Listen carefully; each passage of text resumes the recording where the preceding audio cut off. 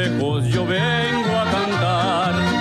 Soy del campo y del pueblo querido, soy Argueta y vengo a felicitar a don Jaime Arellano, un amigo. Buenos días, amigos televidentes, gracias por estar nuevamente en su programa Jaime Arellano en la Nación. El día de hoy vamos a estar platicando con el sociólogo y analista político Melvin Sotelo. Con él vamos a estar haciendo, él va a estar siendo historiador también, escritor. Vamos a estar hablando con él alrededor de una comparación entre lo que está viviendo Nicaragua en esta nueva lucha contra la dictadura del presidente Ortega, doña Rosario Murillo, y lo que se vivió en los años 79, 78, 79, cuando el pueblo de Nicaragua estaba deshaciéndose de la dictadura somocista. Vamos a estar hablando con él alrededor de cuáles eran las condiciones que se le ponía a Somoza, cuáles condiciones ponía Somoza en esas negociaciones, para hacer una comparación de dónde estábamos, dónde venimos y dónde estamos nuevamente, desgraciadamente. También vamos a hablar con él alrededor de todo lo que está pasando en el país, qué podemos esperar, cuáles van a ser las decisiones que debemos de tomar ante el montón de incertidumbres y rumores que hay arriba para abajo. Bueno, para comenzar mi comentario, antes de entrar con él, ya ayer el gobierno cedió nuevamente y tuvo que mandar las cartas a los organismos internacionales aceptando e invitándolos para que vengan a Nicaragua a hacer su trabajo, su rol, para garantizar y investigar todos los actos de violencia que se están dando en este país, la masacre que se está dando en este país, los asesinatos que se están dando en este país. Y que estos organismos internacionales también sirvan de garante para parar de una vez por todas esta ofensiva desalmada por parte del gobierno del presidente Ortega y a Rosario Murillo. Mi pregunta aquí es, y uno no quiere, porque para aquí pareciera que cuando uno pregunta o cuestiona, la pregunta, a quien le hacen la pregunta o le cuestionan la pregunta, o el qué hacer, o la falta o las decisiones, lo toman a mal. Y ahí dicen, hombre, ya está dividiendo, ya quiere causar divisiones. Pero mi pregunta a la conferencia episcopal es si desde ayer ya tienen las cartas y ya está confirmado por todos los medios de que se recibieron, que el gobierno mandó las cartas y ya fueron recibidas y aceptadas en todas las organizaciones internacionales. ¿Por qué no se convocó el diálogo para hoy? ¿Por qué no está convocado el diálogo para mañana? ¿O no está convocado el diálogo para el sábado? ¿Por qué no está convocada la mesa de trabajo? Las mesas de trabajo que se suspendieron precisamente porque no habían estas cartas, no se habían mandado estas cartas. Pero las mesas de trabajo tienen integrantes propietarios y suplentes nombrados tanto por el gobierno como por la Alianza Cívica por la Justicia y la Democracia. Entonces la pregunta es, ¿por qué no se convocó?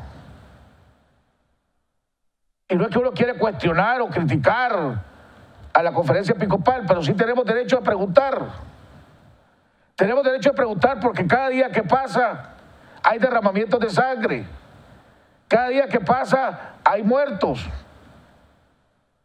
Cada día que pasa el país pierde millonadas de dólares. Cada día que pasa gente se queda sin empleo. Esas son realidades. No es que estamos en un ambiente vacacional, en el verano, en la playa, y entonces nos podemos tomar el lujo de cada 2 días o 3 días reunirnos, o que se reúnan para discutir el futuro de este país. El país está en estado de emergencia. Ahí hay gente que se está arriesgando la vida las 24 horas del día. Gente inocente que está muriendo a manos de los paramilitares de este gobierno. ¿Por qué no entonces convocar? Si el canciller tenía que irse a Washington, a la Organización de Estado, a la reunión de la Organización de Estados Americanos, en la comisión de trabajo que él tenía, había su suplente. Ahí estaban los suplentes. Entonces, ¿por qué no comenzar a iniciar las mesas de trabajo? Igual que yo creo que ahora que la Alianza Cívica por la Justicia y la Democracia tiene que definir exactamente qué es por lo que se está pidiendo. Se está pidiendo la renuncia inmediata del presidente Ortega, o se está pidiendo un adelanto de las elecciones sin Ortega. Porque las dos cosas son totalmente diferentes. Pues digo esto porque ayer nuevamente el presidente Ortega dice que el mensaje que mandó es de que él está dispuesto a negociar un adelanto de elecciones, pero no está dispuesto a negociar una renuncia para que se forme un gobierno de transición.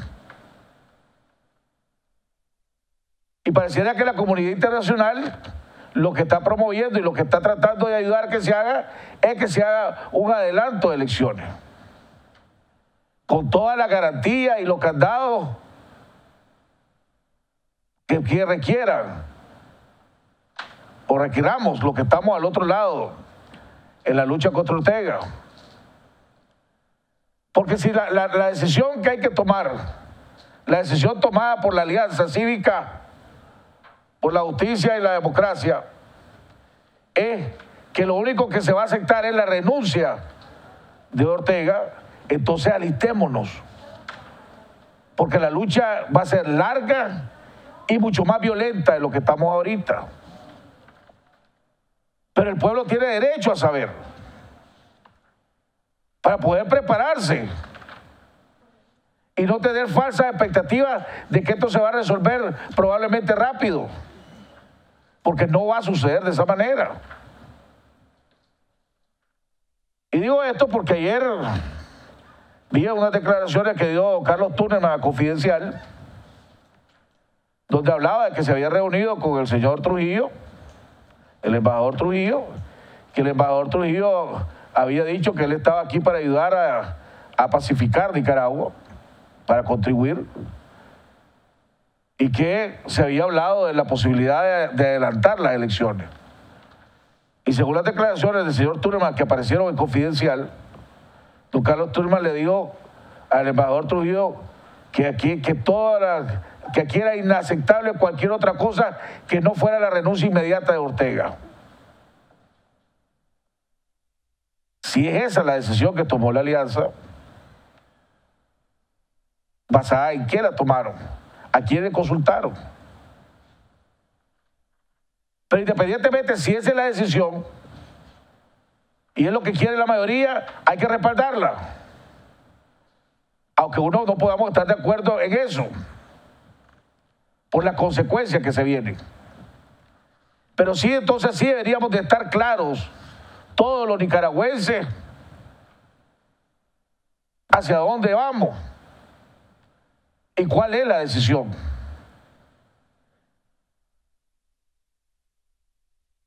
O sea, si Daniel Ortega está acorralado, lo vamos a platicar con Melvin esto, pero que esté acorralado no significa que esté acabado, tiene las armas y tiene recursos económicos.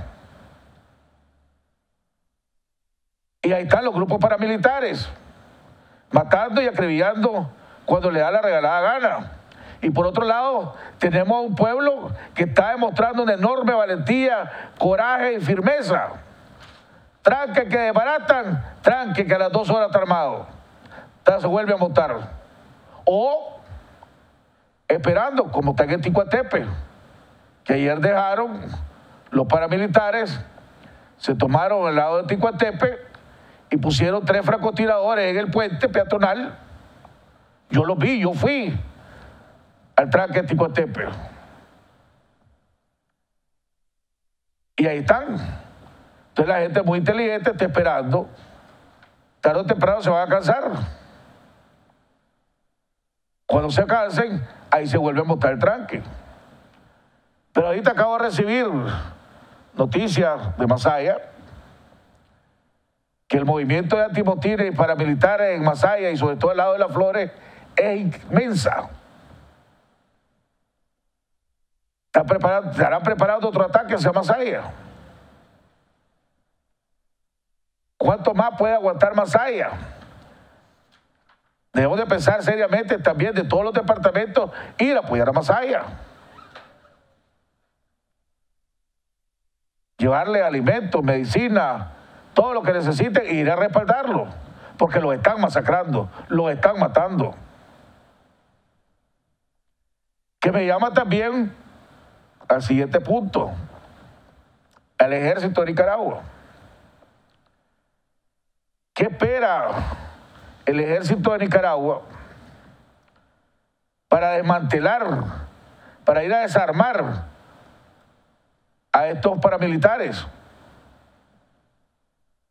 Porque yo me acuerdo que con mucho orgullo los altos mandos del ejército decían: acabamos de terminar una lucha, una banda de delincuentes armados en el sector rural. Grupos que decían que se estaban levantando y que se estaban armando por diferencias políticas con el gobierno. Pero el ejército lo llamó bandas delincuenciales, armadas, y que no podía permitir que estuvieran armadas.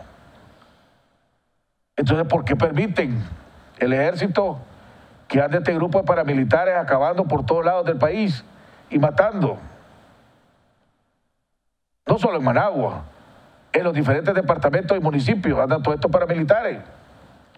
Entonces, ¿por qué lo está permitiendo el ejército? Pues si actuaron antes para acabar con las bandas delincuenciales, como usted les llamaba, ¿por qué no actúan ahora? El ejército tiene un enorme poder en este país. Y nadie le está diciendo que le dé un golpe de Estado al presidente Ortega.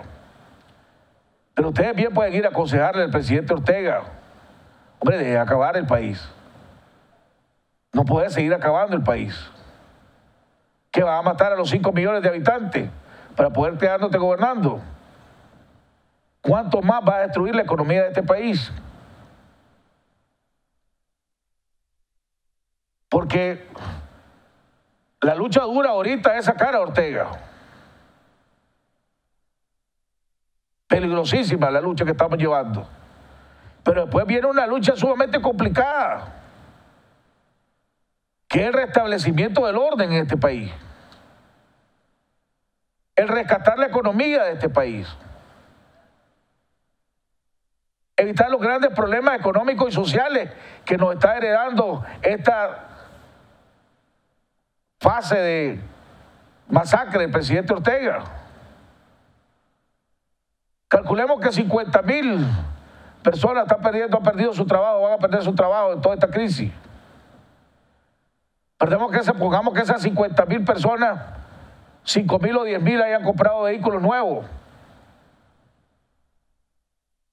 Que esas 5,000 o 10,000 personas hayan comprado 1,000, 2,000, 3,000 casas, que no van a poder seguir pagando.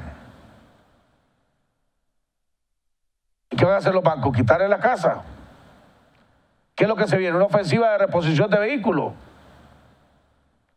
¿Qué va a hacer esa gente para volver a conseguir trabajo?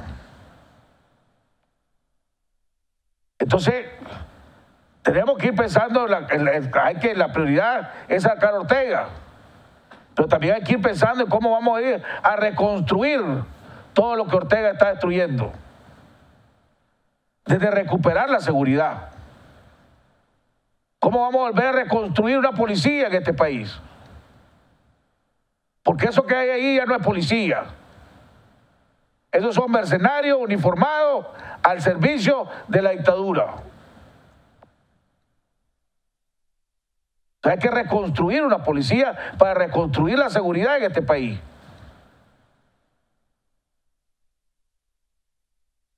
Vamos a ir a un cambio y regresamos con nuestro invitado Melvin Sotelo. Ya volvemos.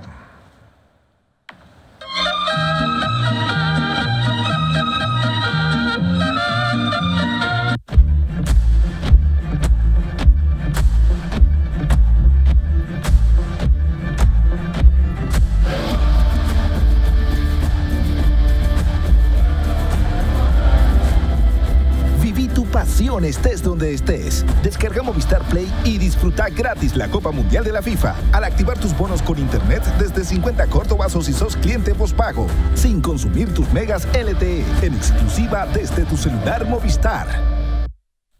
Dedicación al servicio para salvaguardar la vida y bienes de nuestros clientes es nuestra misión. Somos expertos en vigilancia electrónica. Instalamos CCTV y oficiales de monitoreo, alarmas de detención de intruso y monitoreo las 24 horas. Instalamos alarmas de detención de incendio, control de acceso y cercas eléctricas. Sistemas profesionales de seguridad SA. Responsabilidad y profesionalismo. Su mejor opción para su protección. Residencial Bolonia de Ticabús, 4 cuadras al sur, Managua. Teléfonos 2266-9778, 2266-8901. La naturaleza enseña con su ejemplo a trabajar por el bien común, a convivir en sociedad, a respetar las leyes naturales y el medio ambiente. Cada miembro de esta comunidad tiene una misión específica: recolectar alimentos, cuidar a los recién nacidos y dar protección al panal contra toda amenaza.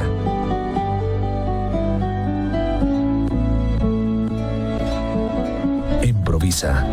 Su seguridad asegurada.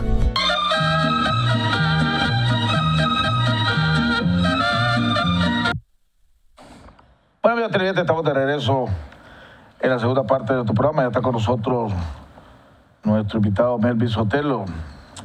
Melvin, gusto saludarlo, amigo. Muchas gracias. Gracias Jaime, por haber aceptado la invitación. Y buenos días, queridos televidentes. Comentario, hombre. Bueno, una cosa. Bueno, vos que sos sociólogo, ¿te imaginaste alguna vez el grado de salvajismo, de violencia que se podría estar desatando en Nicaragua como se está desatando ahorita? O sea, este es el salvajismo de matar jóvenes, de una paramilitares o policías con francotiradores tirándole al pueblo independientemente de la edad, niños de 14 años, 15 años, disparados con balazos en la cabeza o en el pecho, una familia calcinada porque no prestaron su casa para que esos francotiradores dispararan contra el barrio. Oye, este salvajismo de las películas de horror, se imaginaba uno que la ve y la estamos viviendo. Sí, bueno, y la otra vez estaba haciendo un análisis sobre el periodo histórico de 1821 hasta ahorita.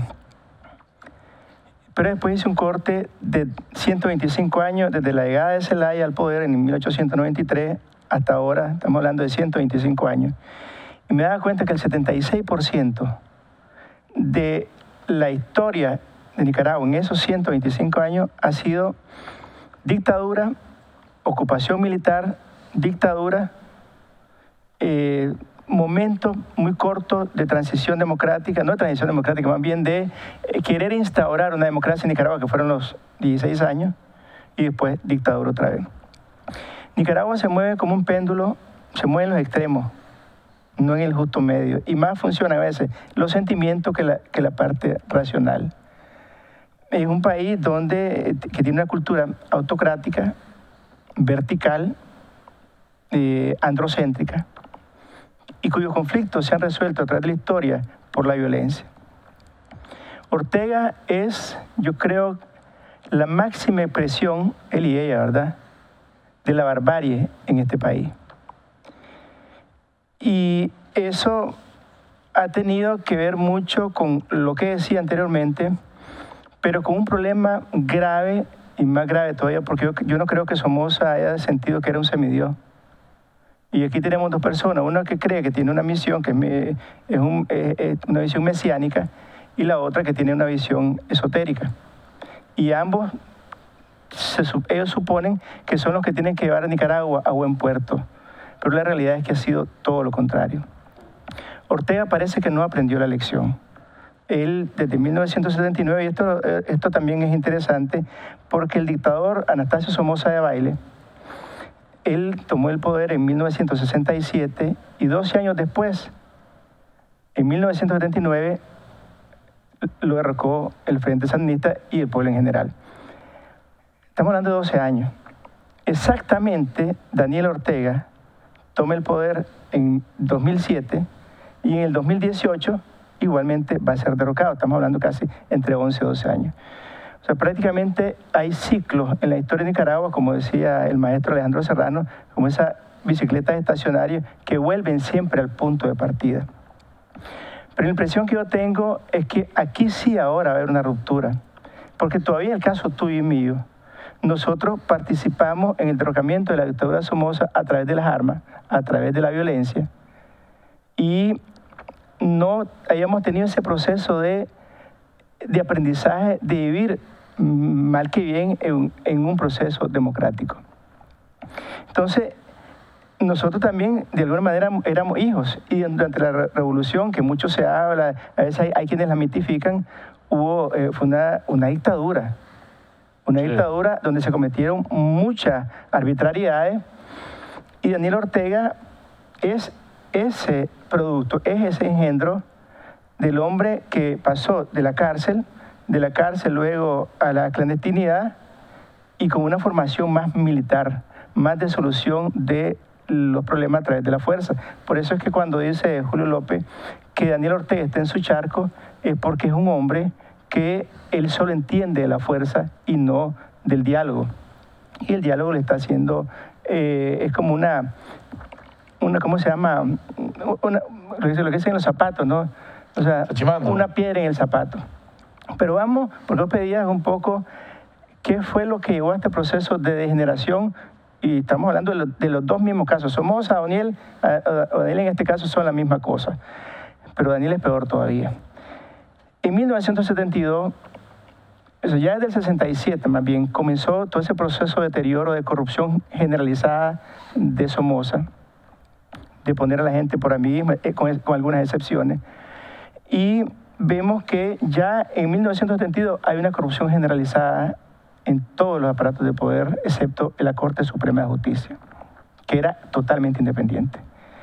Entonces, en 72 viene el terremoto y prácticamente Somoza se roba la mayor parte de la cooperación internacional, él y toda su gente que está cercana a él. Comienza a competir con la iniciativa privada, teniendo él los mecanismos del Estado, que es lo mismo que está pasando con Daniel Ortega, es decir, era a la vez presidente y a la vez empresario. Y esto hace sentir a los empresarios que su economía, su posibilidad de crecer y consolidarse está en peligro. Pero la empresa privada no participa. Y lo llega a hacer hasta 1978, cuando matan a Pedro Joaquín Chamorro Cardenal. Y entonces ahí se da cuenta la empresa privada que es ya no solo su capital, sino su propia vida la que está en peligro. Y entonces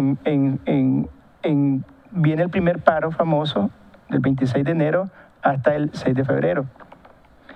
Pero ese paro también viene combinado con algunas acciones militares del Frente Sandinista. Se levanta Monimbó por primera vez. Eso fue después de una misa incluso que se hizo en homenaje a Pedro Joaquín Chamorro Cardenal. Y entonces, pero ya desde antes, en 77 se había hecho los 12. Digo todas estas cosas para ver lo posterior, ¿verdad? Se había comenzado a establecer los 12. La empresa privada se articula con UDEL, que era la Unión Democrática por la Liberación, ¿ve? Y después se forma lo que es el FAO. Entonces, en 1977, para que veas cómo, porque mucho se habla de la gente que fue a Washington y que esta gente que fue a Washington son vendidas al imperialismo, etcétera, etcétera. Pero en 1977, Miguel de Escoto andaba haciendo gestiones en el Congreso de Washington para pedir cortar la ayuda económica a la dictadura de Somoza. O sea, va viendo cómo se va repitiendo los patrones.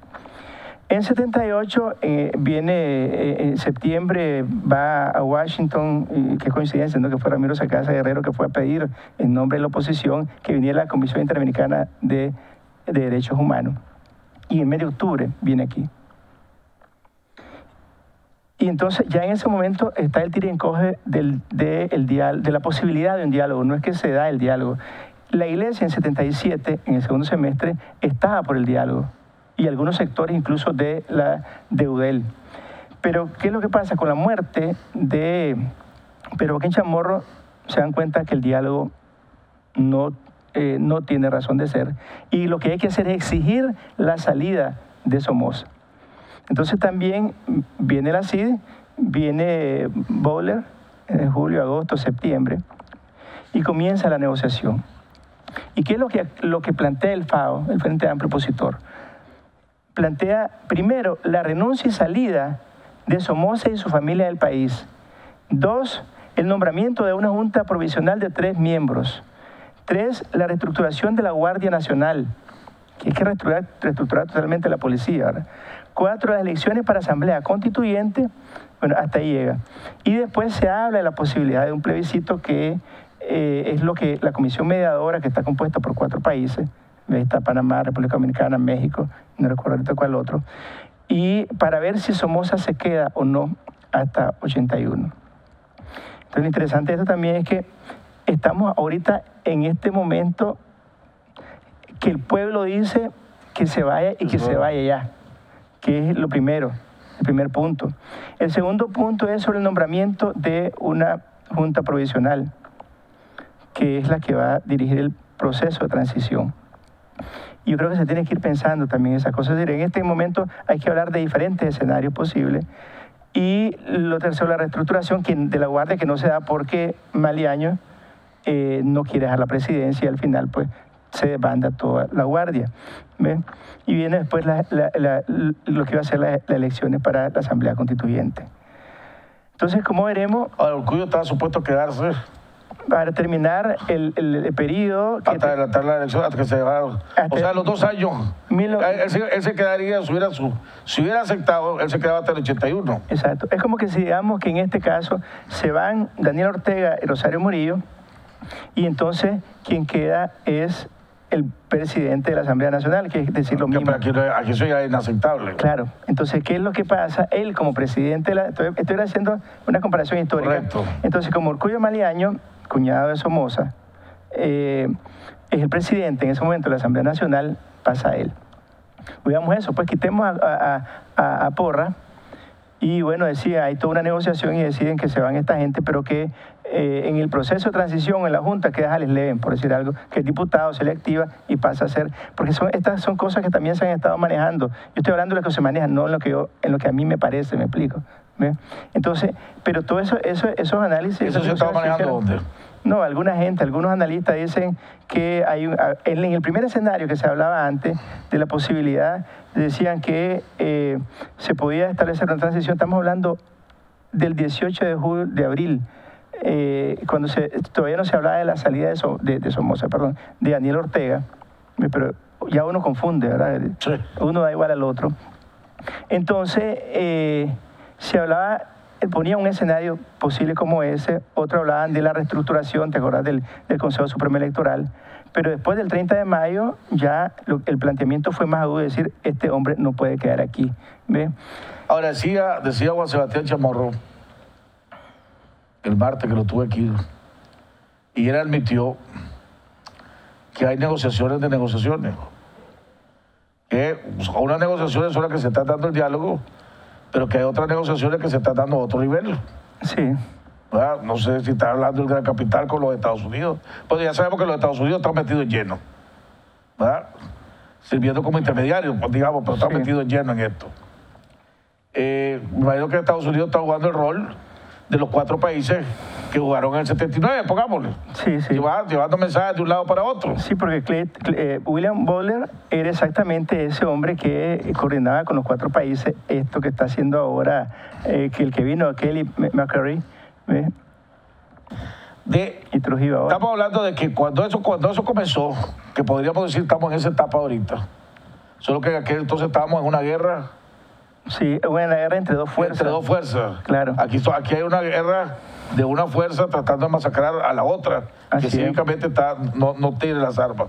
¿Cuánto tiempo pasó antes de que se fuera Somoza? Eso, de ahí tenés octubre, eso comenzó en octubre, prácticamente después de cuando vino aquí la CID, ellos comenzaron, octubre, no un año antes. Diciembre, enero, febrero, marzo, abril, mayo, junio. Agosto, septiembre.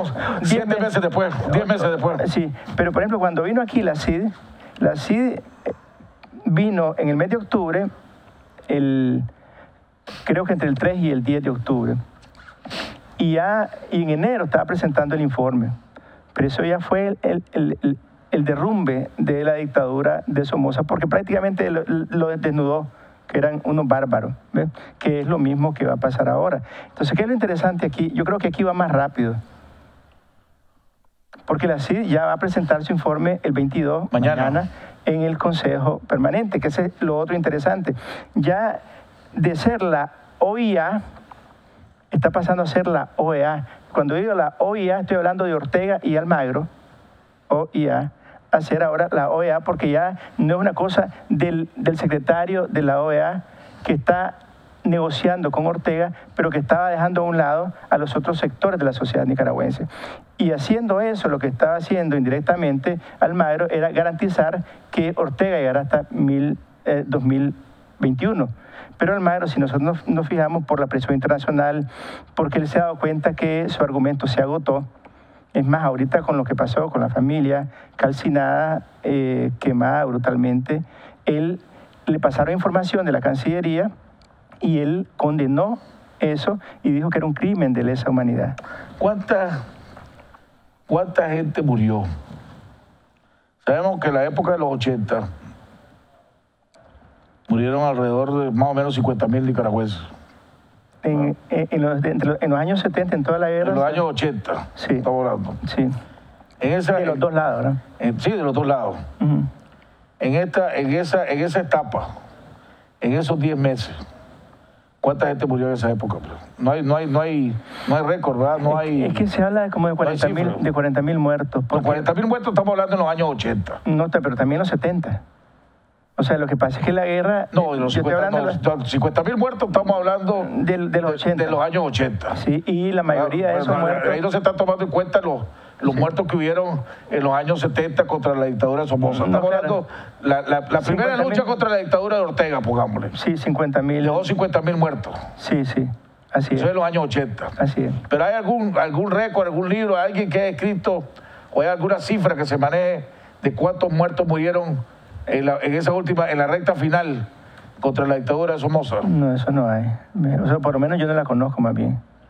Pues yo me acuerdo de las avionetas que tiraba, que iba con la avioneta y iba a caer los barriles. O los T-32 que tiraban bombas de 500 libras. Exactamente, pues, ¿me entendés? En algunas ciudades. Pero no me acuerdo, no he tratado de averiguar cifras y no he averiguado cifras. Pero lo que pasa es que la comparación es bien difícil porque aquí estamos hablando, como muy bien decía, de 2 fuerzas militares prácticamente, es una confrontación militar. Pero aquí, como vos también muy bien lo dijiste, aquí es Daniel Ortega con su aparataje, porque esto yo no le puedo llamar Estado o gobierno, reprimiendo, masacrando a una población indefensa. Y esto también me gustaría ver sobre lo del golpe de Estado. O sea, aquí lo que se le está dando más bien es el golpe de la dictadura porque realmente nosotros no tenemos Estado. No existe el Estado en Nicaragua. No existe el Estado de Derecho, porque las leyes no funcionan. Pero además veamos, la Corte Suprema de Justicia, ¿a quién responde? A Daniel Ortega. La Asamblea Nacional, a Daniel Ortega. El Consejo Supremo Electoral, igual. Todo responde a él. Entonces hay una cooptación. Ya la aplicación de las leyes. Veamos solo el caso de último ahorita. Mejía Godoy, ayer estaba Carlos Mejía Godoy, un ícono del sandinismo. Un hombre que contribuyó a hacer la revolución, que anduvo por todo el mundo. Estaba ahí, hablando en el Chipote, hablando de la miseria humana y que se acabara la masacre y estas cosas. Entonces, a varios de los que están en Chipote los pasan a la Modelo, pero para que puedan hacer eso tiene que haber un proceso judicial. No, aquí no existe Estado de Derecho. Claro, pero lo que quiero decir, por eso quiero decir, estoy ejemplificando esto para decir que aquí no hay Estado. Agarran a los que el partido político y los desaparecen de un día para otro. Los que eran diputados dejan de serlo. Ahora, entonces, no, pero digo esto porque en el diálogo Moncada Colindres habla del respeto al Estado de Derecho. Y ese Estado de Derecho no existe. Y salida constitucional. La salida constitucional que tampoco existe. Y el que supuestamente es presidente fue electo primero con un fraude y con 70% de la población que no votó. Entonces, ¿qué representa él? Y ahora con la masacre que ha cometido, ya su legitimidad está por el suelo. Y en términos morales, peor todavía. Y a nivel de gobernar, lo tiene limitado porque los tranques famosos lo tienen reducido a la mínima expresión. Entonces, aquí la negociación ya directamente es su salida. Vamos a oír un video, un mensaje del movimiento 19 de abril, ¿verdad?, al pueblo de Nicaragua, y ya regresamos. La visión de la lucha en Nicaragua ha cambiado. El pueblo se enfrenta a un gobierno que demostró ser asesino y genocida, y además al que no le interesa la condena nacional e internacional sobre sus actos. Los Ortega Murillo han izado la bandera de la muerte, han sacado sus garras, no las piensan guardar, ya no tienen nada que perder en materia de desprestigio. Ya han perdido al pueblo y jamás ganarán con apoyo popular en elecciones, y lo saben. Su mayor empeño de ahora en adelante es continuar desangrando y torturando al pueblo nicaragüense en su desesperación por perpetrarse en el poder. Hasta ahora, el genocidio alcanza una cifra cercana a las 200 víctimas fatales, todas asesinadas por orden del régimen orteguista. A los Ortega Murillo asesinar no les importa, al contrario, disfrutan haciéndolo. Las negociaciones diplomáticas y exigencias internacionales, al igual que las súplicas, llantos y rastros de muertes, son complacientes para su mórbida y retorcida ideología. Han asesinado jóvenes, adolescentes, hombres, mujeres, y ahora asesinan niños, criaturas inocentes que mueren calcinadas. Por esto es momento de aumentar la resistencia civil en contra de estos asesinos. La defensa de la vida de nuestro pueblo no se puede dejar en las manos de otros. El régimen ha demostrado que no va a cumplir jamás con ningún compromiso adquirido en una mesa del diálogo. Las barricadas, tranques y trincheras son nuestra única defensa y mecanismo de presión ante el gobierno genocida. Nosotros no somos asesinos, somos un pueblo que no tiene armas. Queremos la paz, pero sin los Ortega Murillo. La resistencia civil es nuestra única forma de lucha y debemos mantenerla hasta el final. Sobre todo en este momento histórico en que la vida de nuestro pueblo pende de un hilo. La resistencia civil es un deber con la patria. Juntos venceremos. Porque solo el pueblo salva al pueblo.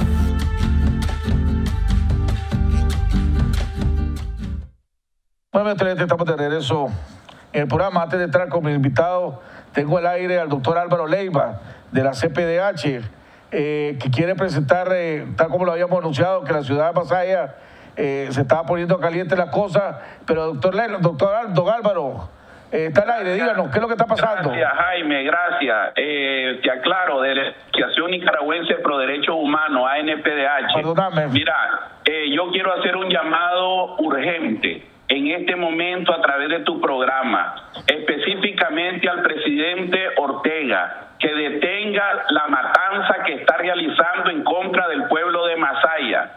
Es incongruente y contradictorio hablar de diálogo y estar asesinando en este momento, ¿verdad?, al pueblo de Masaya. Hay una violación profunda de derechos humanos en este momento. Está claro que las fuerzas paramilitares y la policía están entrando bajo las órdenes del máximo jefe de las fuerzas policiales, que en este caso es la persona del presidente Ortega. Por favor, haga un llamado a que pare la matanza en contra de Masaya y Monimbó en este momento. A partir de las 4 de la mañana, en un tercer día de agresión armada en contra del pueblo de Masaya, que se encuentra desarmado, empezó las fuerzas combinadas. A eso de las 5:40 se desató el ataque en el Empalme de las Flores, también en la vía por la empresa Cargill, y exactamente avanzan hacia el barrio de Monimbó, es decir, enfrentando el pueblo de Monimbó con un heroísmo y con una fuerza, frente a una fuerza desproporcionada, sobre todo con fuerzas combinadas que son específicamente armadas con AK-47, AR-15, Dragunov, francotiradores, ¿verdad? Las armas conocidas como PKM. Esa es la situación que está sucediendo en Masaya. Por favor, yo quiero que pongan su debida atención sobre Masaya. La situación de Masaya es grave en este momento. Están corriendo heridos.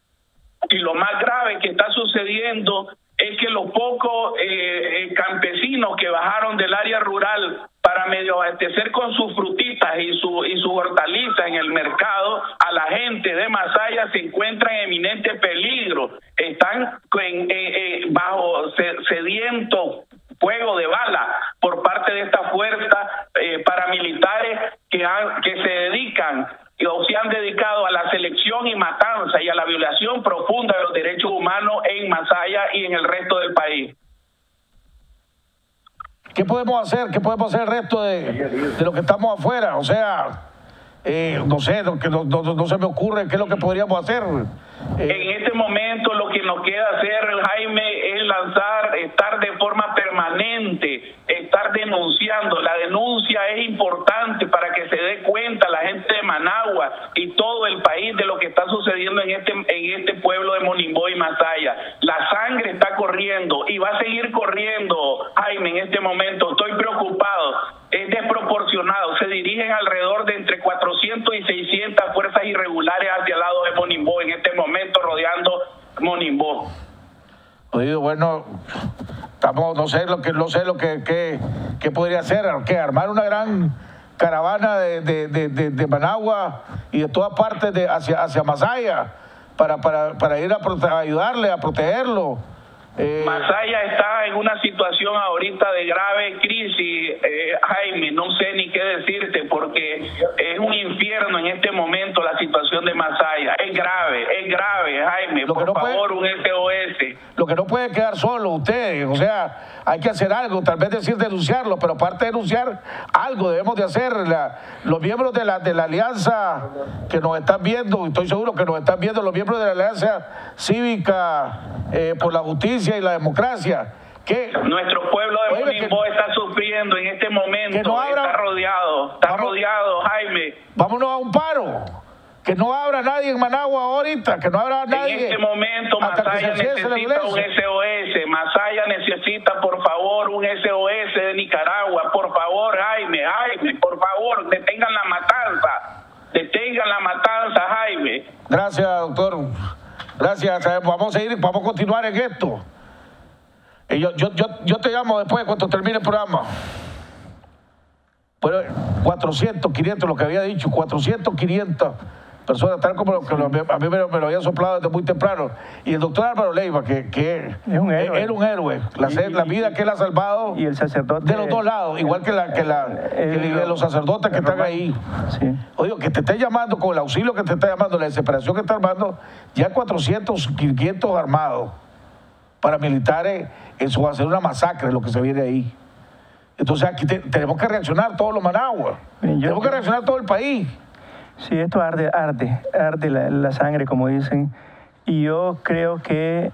Y que quiere provocar para que el pueblo se arme la guerra, claro. Quiere provocar para que se arme la guerra. Y al armar la guerra, caemos en la trampa de él. Claro, porque tiene la fuerza represiva criminal. El legado de Daniel Ortega no va a ser del comandante de la revolución, que el 79 derrocó a Somoza, va a ser el legado del genocida, y ella va a ser la genocida. Antes se hablaba de la genocida Guardia Nacional, ahora la genocida en el caso de esta dictadura va a ser el genocida Daniel Ortega y la genocida Rosario Murillo, porque eso es lo que están haciendo, matando a un pueblo. Y yo creo, y lo digo aquí públicamente, al gran capital, que de forma privada se reúna con el ejército, y que el ejército, así como la Constitución le asiste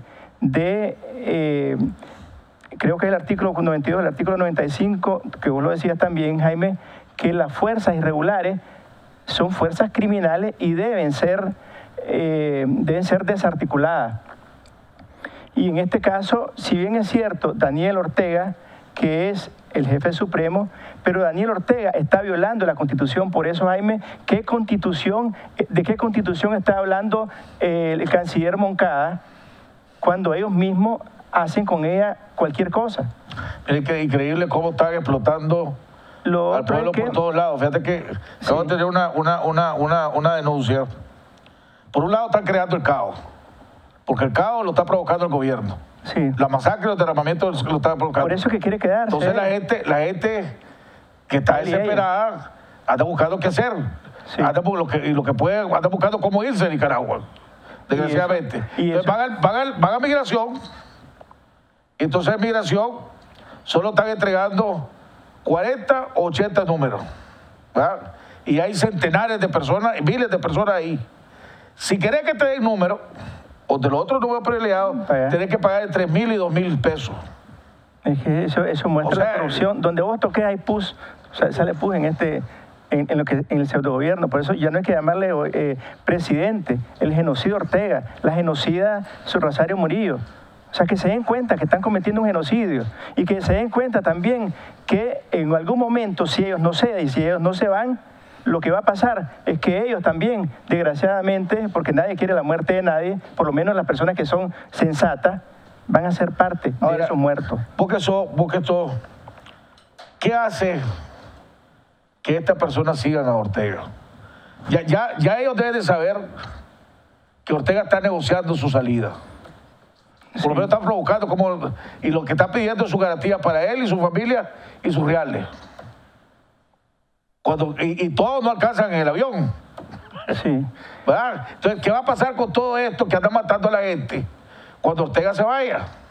Van a terminar con sus chapulines. Muchos de ellos van igual le hizo Somoza a la Guardia. Así es. ¿verdad? Sí, Somoza hasta su Mercedes-Benz montó en el avión. Pero no sé, sí, y solo llegó alguna gente de confianza. Exactamente. Creo que 2 o 3 aviones. Y a la Guardia le dejó tirada. Así es. Entonces, ¿qué espera esta gente para reaccionar, para no seguir matando gente? Mire, yo creo, a su propio hermano, a su propio vecino. Yo le quisiera hacer un llamado a los sandinistas de verdad, no, porque los otros son orteguistas, son la degeneración monstruosa de lo que no representa el sandinismo. Y quisiera también hacerle un llamado a los militares retirados, que hablen con los que están metidos ahí, porque no se puede decir que todos los militares retirados están ahí, pero están ensuciando a los otros. Entonces, yo creo que esto no puede quedar impasible ante una situación como esta. Y para poner un ejemplo, y yo felicito por ejemplo, Baldo Lacayo, en el caso del Ejército, Manuel Salvatierra, César Delgadillo, pero aquí que estuvieron en la marcha. Sí, pero ya no es solo estar en la marcha. No, claro, pero ellos tienen una enorme responsabilidad y una enorme influencia. A eso voy, que comience a ejercer presión, y lo mismo Humberto Ortega, que de pronto parece que se evaporó. Sí, realmente se evaporó. Entonces, ellos tienen que comenzar a presionar fuertemente. Y a mí me parece, por eso es que cuando vos estabas hablando al inicio sobre lo de la conferencia que hace llamar al diálogo, Jaime, con diálogo o sin diálogo, este hombre va a seguir matando gente. ¿Ves? Incluso... Pero ellos depende. O sea, pero hablemos de... Si vos lo querés arrinconar y el mensaje es que te voy a destruir, ese hombre va a seguir matando. Claro, entonces... Pero si vos le das una salida a él, es decir, no, por más que me duele el alma, te voy a dar una salida. Pero se le está dando la salida. No, es que eso es lo que no está. No, pero es que eso es lo que no está claro. Sí. O sea, lo que le estás diciendo es vos renunciar y andate. Sí. Él dice, yo no voy a renunciar, yo voy a adelantar las elecciones. Sí, claro. Voy a decir, no, es que tú vas a renunciar y tenés que irte. Entonces, espérate, pues, no, vamos a demostrarme que me puedes sacar. Sí. Entonces, ahí donde vienen, por eso es lo que claro, dije en mi comentario. De negociación. Ahí donde vienen, ahí donde él quiere demostrar la capacidad que tiene de destrucción. Mira, claro, porque así pero al mismo tiempo vuelve esto más difícil negociar una salida, porque entre más muertos haya, la gente más colgado lo quiere ver. Sí, pero, viste, se dio el diálogo el viernes pasado, y el día siguiente estaba masacrando a la familia esta. Lo que quiero decir con esto es que, pongamos las cosas claras, aquí hay un solo culpable. El diálogo es, para Ortega, nunca ha sido algo que él quiere. El diálogo ha sido un problema, pero también una necesidad, porque frente a los organismos internacionales dice, sí, Nicaragua, estamos dialogando mientras él está matando. Entonces, Estados Unidos, que es un jugador importante en esto, porque tiene sus intereses, no es porque, bueno, tiene la gran bondad y el gran corazón, ellos, pongamos que tenga parte de eso, pero lo fundamental son sus intereses. Entonces, ¿qué es lo que pasa en Nicaragua? Mientras Daniel Ortega esté, va a haber más derramamiento de sangre como la que está pasando en Masaya. Mientras Daniel Ortega esté en el poder, no va a haber estabilidad, va a haber caos, porque él mismo se está encargando de sembrarlo. Mientras Daniel Ortega esté en el poder, no va a haber inversión nacional ni inversión extranjera. Entonces vamos a ir hacia el precipicio, como pasó al inicio de los 90. Si Daniel Ortega está en el poder, aquí el narcotráfico va a ser su corredor y va a andar a la ancha como pez en el agua. La migración va a ser igual. Pues se dice que uno de los grandes... El mismo narcotráfico es el que está poniendo presión al gobierno, sí, para que antes lo tranque, porque estos 6.000, 7.000 furgones, ahí hay droga y hay plata. Entonces, el tiempo que Daniel Ortega cree que está a su favor está también en contra, porque mientras él mantenga eso y en ambas fronteras no puedan pasar los furgones, las economías de Panamá, de Costa Rica, de Guatemala, El Salvador y Honduras también van a comenzar a tener un impacto muy fuerte, porque una buena parte de lo que ellos exportan e importan, más bien lo que exportan, está en el ámbito natural, que es Centroamérica. Entonces van a comenzar a poner presión a la OEA y van a terminar sacándolo, porque Nicaragua no es Venezuela. Venezuela les da plata a las islitas pequeñas, pero no es el caso. Y además está la otra parte, que Daniel Ortega debe estar claro. En noviembre son las elecciones de medio término en los Estados Unidos. Hay una cosa que le dicen el quick gain, los gringos, que es algo que está bastante fácil de hacerlo caer, y eso en términos electorales para Trump es importante.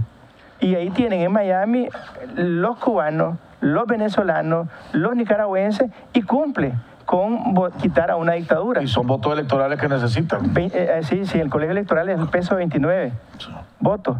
Entonces, que Daniel Ortega no esté creyendo, y más bien debería estar apurado para poder salvar a su familia, porque la violencia se revierte. Ahora, la pregunta que uno se hace, bueno, ¿y por qué Daniel Ortega no quiere irse? La primera cosa, me parece a mí, es que él quiere negociar su salida de la mejor manera posible. Y esa mejor manera posible, de las cosas que se dicen, es que él no solo quiere irse con su familia, sino con todo lo que se ha robado. Y la otra vez yo vi un papelito donde estaban todas las deudas de todos los países del ALBA. En Nicaragua tenía una deuda como 4.200 millones de dólares, ya en 2017, 2018 comenzó a pagar, pero esa deuda va hasta el 2045 y Nicaragua debe 3.800 y algo, que ese dinero él se lo va robando y nosotros tenemos que pagarlo después. No, porque eso nunca fue aprobado por la Asamblea. Bueno, eso todavía es una nube. Esa plata nunca se va a pagar. Pero eso hay que verlo después, ¿verdad? Porque ya lo pasó al Banco Central de Venezuela y firmaron un protocolo Chávez y ¿cómo se llama? Y Ortega, y fue ratificado por las dos asambleas de los países. Tiene fuerza de ley. Pero bueno, eso es una discusión que se la dejemos a Francisco Javier, que aunque él dice que no, pero habría que ganar, otros dicen que sí. Entonces, el otro problema es, él quiere, mientras más tiempo aquí, esas estructuras que ahora se volvieron pandillas del orteguismo, quiere dejarlas de tal manera que ellos, no él, puedan estar desde abajo haciendo lo mismo que hicieron en el 90. Por eso es que es desde ya que el ejército tiene que valorar que hay esas fuerzas irregulares. Ahora, lo otro que se dice, y voy a aprovechar un paréntesis, es que en la cárcel de la Modelo hay alrededor de 1.000, y eso hay que verificar esa información, entre 1.000 y 2.000 que tienen penas de 10 a 20 años por asesinato y que lo sacó a cambio de 3 cosas. Una, estar en estas fuerzas irregulares.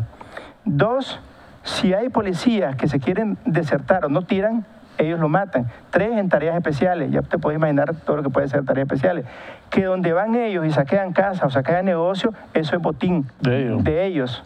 ¿Ves? Entonces, esto es una cosa peligrosa.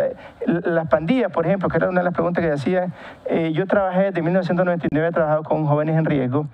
En el 2002-2003 crearon la Dirección de Asuntos Juveniles en la policía y ellos tienen un listado, incluso hubo un buen trabajo en ese momento, pero tienen listado de todo lo que eran las pandillas y muchas de esas son parte de esta fuerza pues es lo que yo digo, irregular. Sí. Una vez que sacamos de Ortega, la reconstrucción, volver a reconstruir la seguridad en este país va a ser enorme. Así es. Entonces, mientras más tiempo hay, más peligro hay de ese proceso de composición. Bueno, hemos llegado al final del programa. Le agradecemos a Melvin. Ojalá aprovecho la oportunidad para hacer un llamado al presidente Ortega. Jodido, deje de matar gente.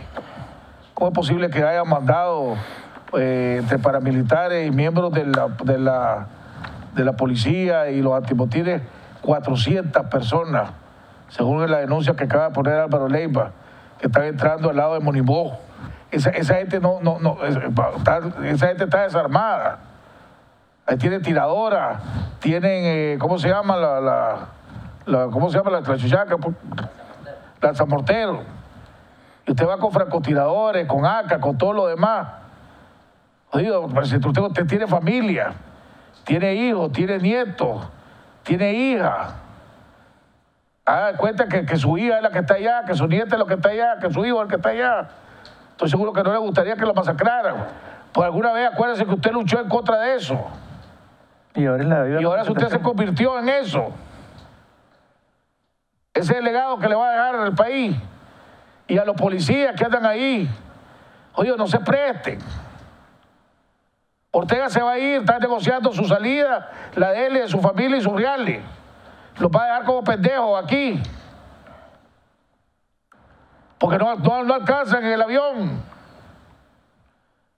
Y no lo van a recibir en ningún otro país.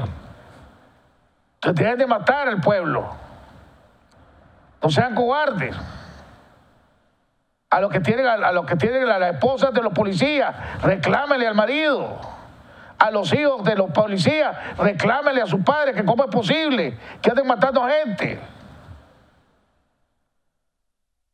Hay que estar alerta con lo que está pasando en Masaya. No podemos dejar Masaya solo. Nos vemos el día de mañana en otro interesante programa aquí en Jaime Arellano en la Nación, donde estaremos platicando con jóvenes del movimiento 19 de abril. Nos vemos mañana.